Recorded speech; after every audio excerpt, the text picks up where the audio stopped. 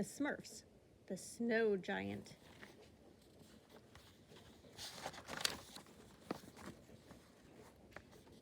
The Smurfs were working on the Smurf River Dam when an accident happened. A log fell on Papa Smurf's foot. "Oh, it hurts," cried Papa Smurf. "My foot is starting to swell. I need some pollen from the snow flower to make it better."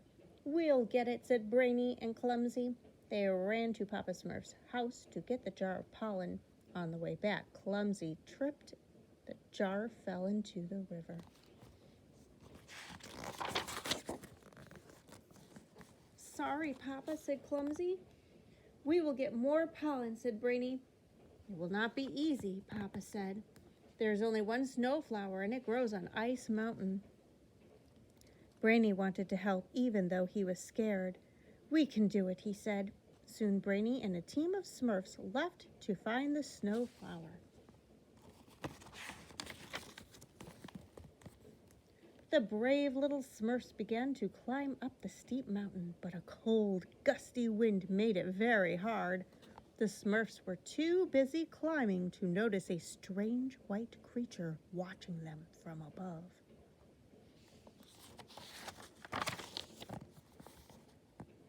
Suddenly, Brainy fell down. "I am fine," he said, "but why are there so many holes in the ground?" What the Smurfs did not know was that the holes in the ground were actually footprints. Someone with very big feet had walked in the snow.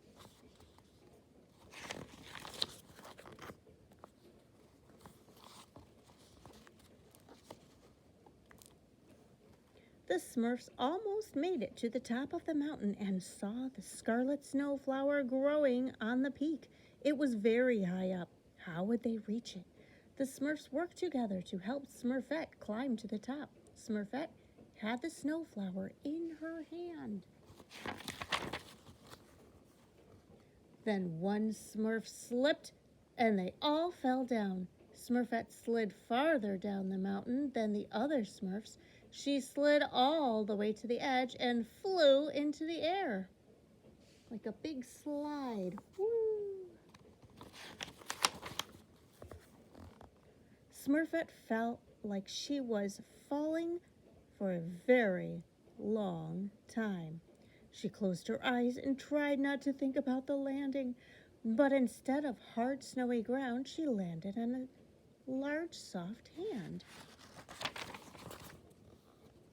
It was the snow giant. He caught Smurfette and saved her. Then he brought her back to his cave and even made a little fur coat to keep her warm.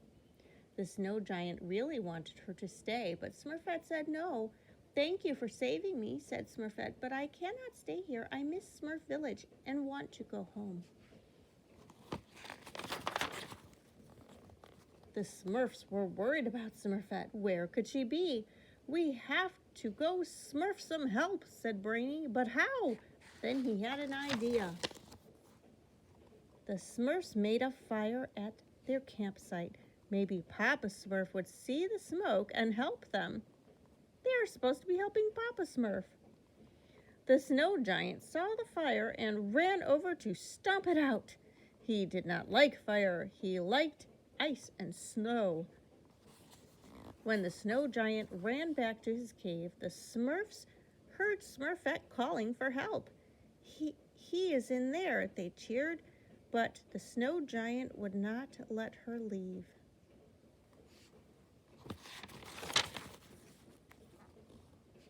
When Papa Smurf saw the smoke, he knew there must be trouble on the mountain. Papa Smurf and a troop of Smurfs came right away to help. First, Papa healed his foot with the pollen. Then he came up with a plan. "The snow giant is scared of fire," he said. "Let's each Smurf a torch and save Smurfette." It worked. When the snow giant saw the torches, he was scared and ran farther into his cave, taking Smurfette with him. "Don't smurf him," pleaded Smurfette. "He is just lonely." If Smurfette stays, she will die, said Papa to the snow giant, just like the last snowflower.